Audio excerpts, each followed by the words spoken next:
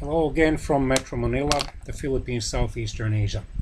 I'm going to briefly address the latest controversy involving the Canadian Prime Minister and the Canadian Liberal Party's leader, Justin Trudeau, or Justin Trudeau to pronounce his name consistently in a French way.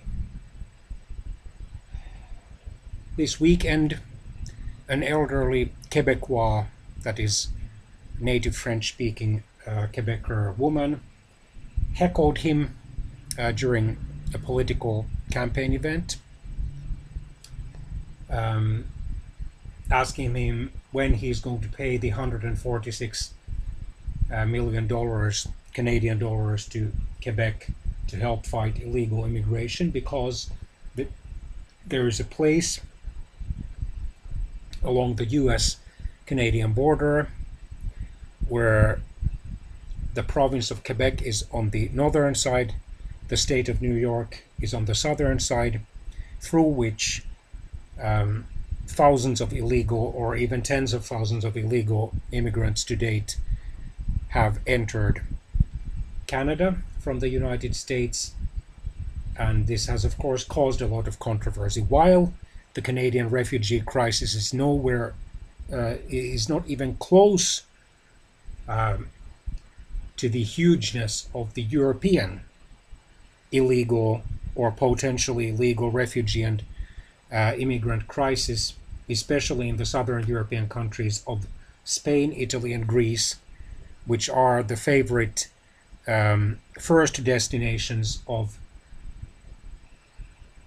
allegedly or truly illegal immigrants and refugees, or would-be immigrants and would-be refugees migrating from northern Africa and then Western Asia or the Middle East.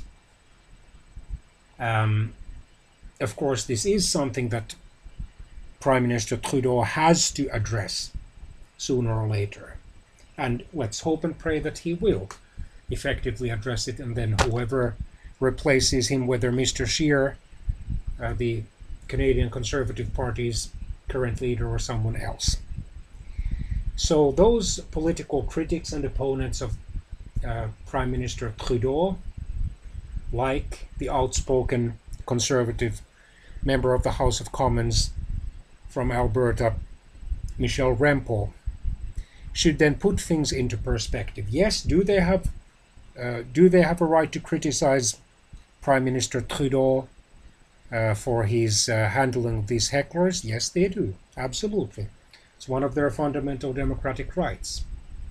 Did Prime Minister Trudeau choose his words carelessly or unpunctually by basically calling this Quebecois woman intolerant? Yes, he did.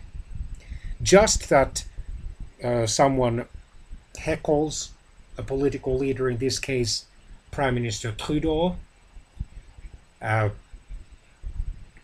during his political speech, and asks when he's going to deliver on his promise, in this case of giving the Quebec provincial government more money to fight the illegal immigration. Just asking that question, although of course it would have been polite for her to let Trudeau finish his speech and then approach Trudeau and talk to him on a one-on-one basis.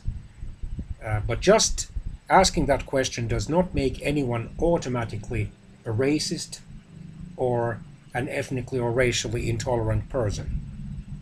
We should draw the distinction between those people who have credible stories to tell and documented stories to tell, who are honest, diligent, law-abiding, and so forth, who want to adjust to living in new countries, in this case in Canada, either as immigrants or refugees. And then those who do not even try to live according to the laws of those would-be adopted countries, in this case Canada, and who want to abuse the democratic freedoms of migration and speech and the media and so forth.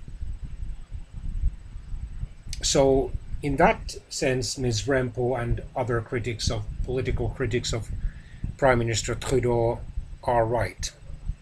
However,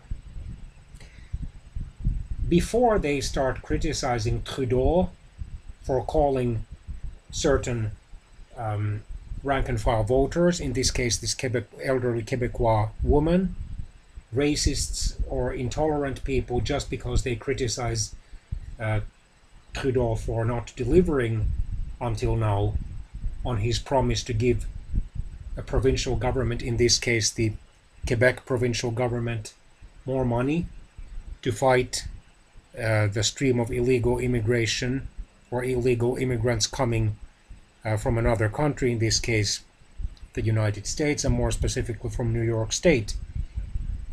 They should draw a comparison between Prime Minister Trudeau's behavior, public behavior towards his critics, and especially the United States President Donald Trump's public behavior towards his critics and political opponents. And there is a big difference. While Prime Minister Trudeau at times does exaggerate the criticism, at times he uses words that he is incautious in using, at least he follows some guidelines of decency and politeness, which President Trump ignores in his Twitter feed.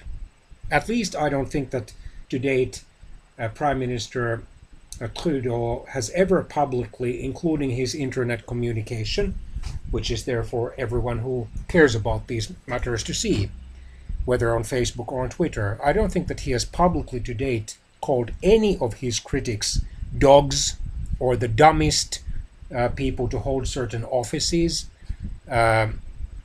or made fun of their height, as President Trump several months ago made fun of the height of a US Republican Senator, Bob Corker, who happens to be clearly shorter than Trump, or call them lowlifes. So in order to be consistent, Ms. Rempo and other political critics of Trump should criticize, I'm sorry, not of Trump, but of Trudeau, should criticize Trump also, and much more so, because Trump's public behavior and the kind of language he uses when referring to his critics and political opponents, and yes, enemies, and people whom he simply doesn't like, or people who have either been fired from his administration or have voluntarily left, whom he has started to dislike, then there's much more room for improvement than in Trudeau's behavior. So Ms. Rempo and other critics of Trudeau, you have the right to keep criticizing. You have to, however, show positive alternatives to Trudeau's policies. You have to convince, in this case, the skeptical Canadian voters, increasingly skeptical and cynical and critical Canadian voters, that your parties can offer a positive and credible and implementable alternative to the Trudeau government. No, I'm not Trudeau's supporter. If I was an eligible voter in the October 2019 Canadian federal parliamentary election, I would vote for the Conservative Party. However, I would do so with deep skepticism and deep reluctance on my part, because in my opinion, the Conservative Party as it is now is basically the least of four evil parties, if we ignore the Bloc Québécois, which wants Quebec to separate from the rest of Canada, and these four evil parties being the Conservative Party, now the official opposition, the Liberal Party, now the federal governing party, the New Democratic Party, and then the small Green Party.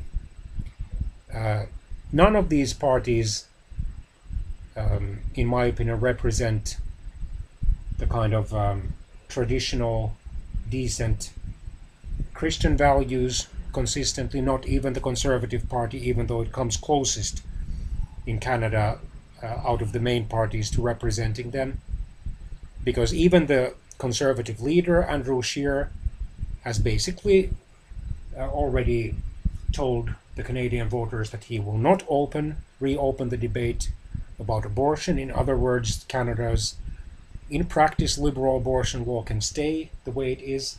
He will not try to restore the marriage's traditional and biblical definition as the union of one man and one woman that should, at least in most cases, last for the remainder of their joint lifetime.